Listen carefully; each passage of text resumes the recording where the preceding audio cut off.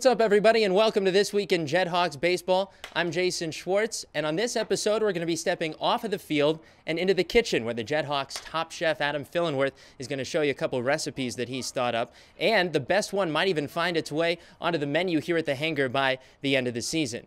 Also, we're going to chat with Astros first-year general manager Jeff Luhnow. Jeff visited the hangar a couple weeks ago, and we'll talk to him about his thoughts on what he saw here in Lancaster. But first, before we get started, we want to start with a trivia question for you. Major League Baseball All-Star break took place a couple weeks ago, and 3 former JetHawks participated in the game for the National League. Jose Altuve, who played here just last year, Dan Uggla, who was here from 2002 to 2004, and Carlos Gonzalez, who was here in 06, all played for the National League All-Stars. Well, our question for you today is, who are the first 2 JetHawks to play in an All-Star game? And we'll have the answer for you at the end of the show. But to start it off, here's our chat with Astros general manager Jeff Luhnow on This Week in JetHawks Baseball.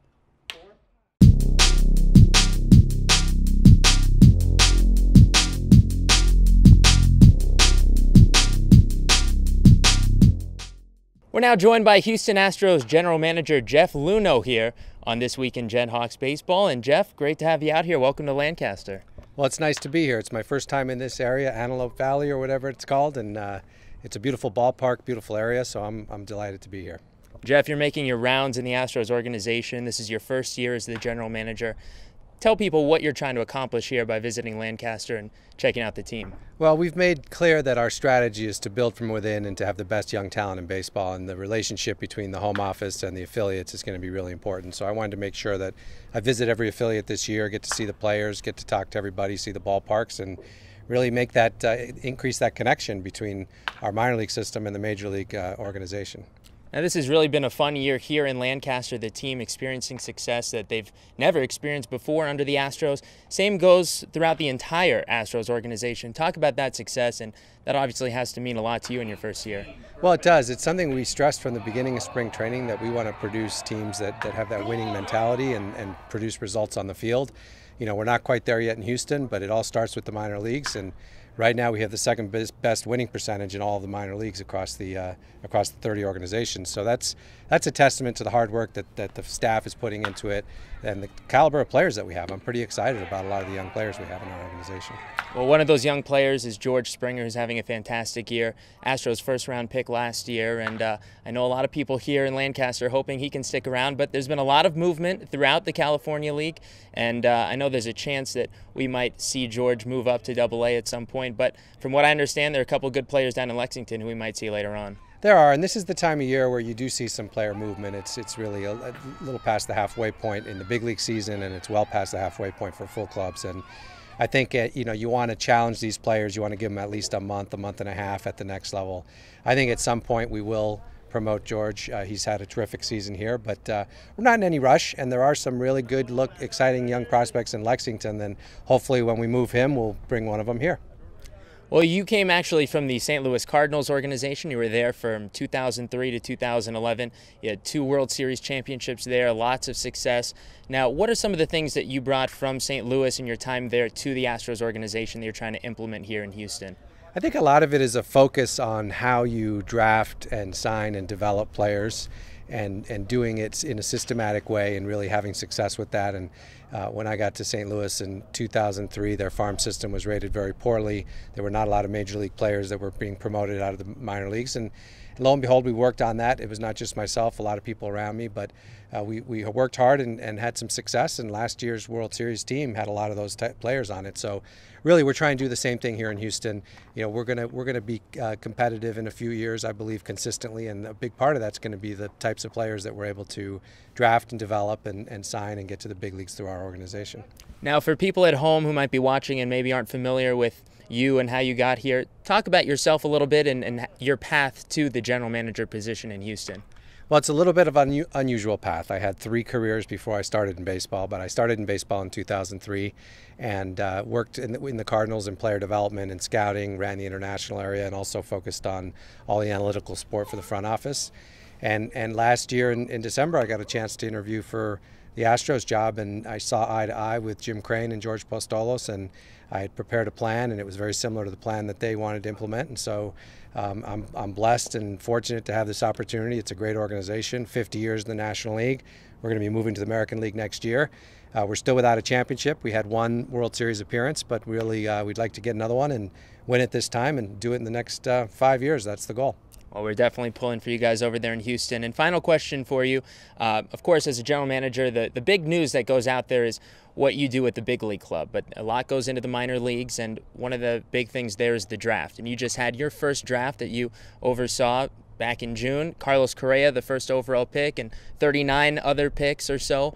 How do you feel about that draft coming out of it, and already a couple of guys making some waves in this minor league organization? Well, it was an exciting opportunity to really make an impact right away. And having the first pick, we needed to make sure that we took advantage of that opportunity, because you might not have it again, and you really don't want it again. And we were able to select not only the player that we thought was the best in the draft in Carlos Correa, but a couple of other players that we really had penciled in as first rounders, and we were able to get them signed. And so I think that's a good opportunity. Really, for us, it was more like 3 drafts in one in some respects. And some of the players that we got are already outperforming, and I think that speaks volumes. They're going to have a chance to develop this summer and come into spring training and be that much more ahead of the game. So I'm excited, and if we keep doing that, if we keep drafting the way we drafted this year, it's going to be a lot shorter between now and the time that we're back on top. Well, we look forward to that, Jeff, and thanks so much for taking the time to join us, and a pleasure to have you here in Lancaster. Thank you, and I hope to be back for the playoffs this year. Absolutely. That's Jeff Luhnow, Houston Astros general manager, here on This Week in JetHawks Baseball. Thanks to Astros general manager Jeff Luhnow for joining us here on This Week in JetHawks Baseball. Now we're going to go all Food Network on you here as we step inside the kitchen here at the hangar and spend some time with JetHawks Director of Food and Beverage, Adam Fillenworth. So fans have been asking me, when are you going to come out with one of those monster creations like I've seen on the Food Network? Today's going to be the day.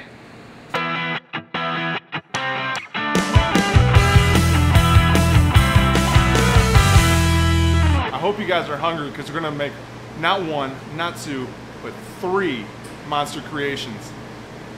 Let's check it out. Good. Cheesy mac and cheese. Nice layer of cheese, because too much cheese is never enough. Little special seasoning. Hot jalapenos. And then another layer of mac and cheese. Some mozzarella cheese sticks, because our mac and cheese is extra cheesy. Nice crumbled up, chopped up bacon. And then another layer of mac and cheese. Boneless buffalo chicken nuggets, because everything's better with nuggets. Some secret hot sauce.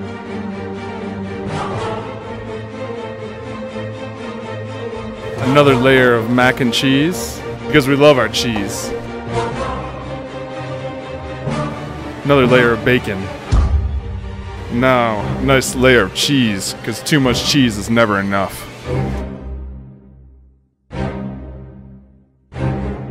Throw it in the oven for about 10 minutes to get a nice crust of cheese. You want to get on your knees and beg please for some more of this mac and cheese.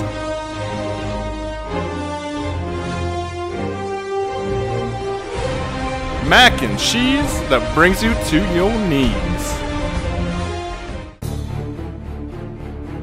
Giant bun,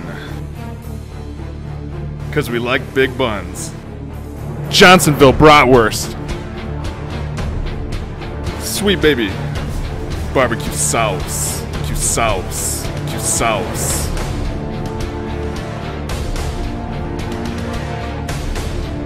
5 burger patties with Cajun seasoning.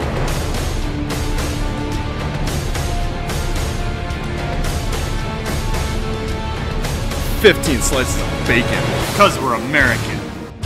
Bacon strips and bacon strips and bacon strips and bacon strips. Cheese.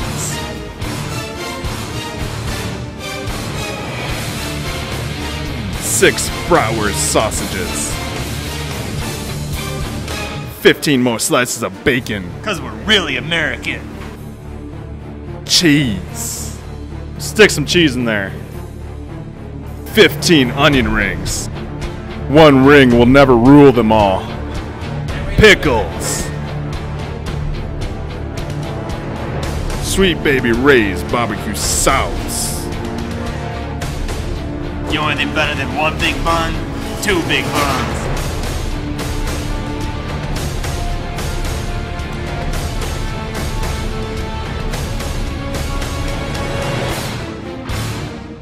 How you gonna eat it?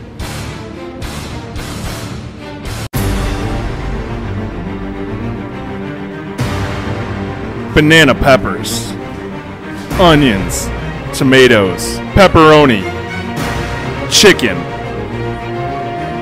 bacon, grilled to perfection. Triple-decker pizza, crispy crust as he cuts into it. This ain't your average $5 pizza. Boom. That's it, fans. Go online to JetHawks.com to vote for which one of these monster creations you want to see on the menu.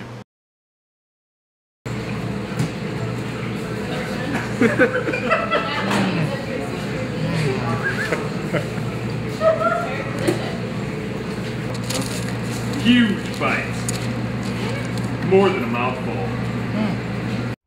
So here's what we want you to do. Let us know what your favorite food item was in the comment section below this video, and you might see it show up on the menu here at the hangar by the end of the season.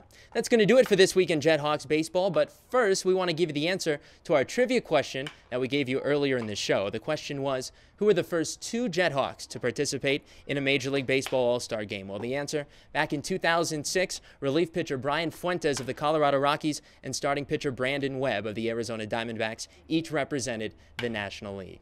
Big thanks to Adam Fillenworth and Jeff Luhnow for joining us. Also, thanks to Radom Productions for their videography and production of this program. As always, you can catch all our episodes and all the latest news and information about the JetHawks online at JetHawks.com. For everyone with the JetHawks, I'm Jason Schwartz. We'll see you next time on This Week in JetHawks Baseball.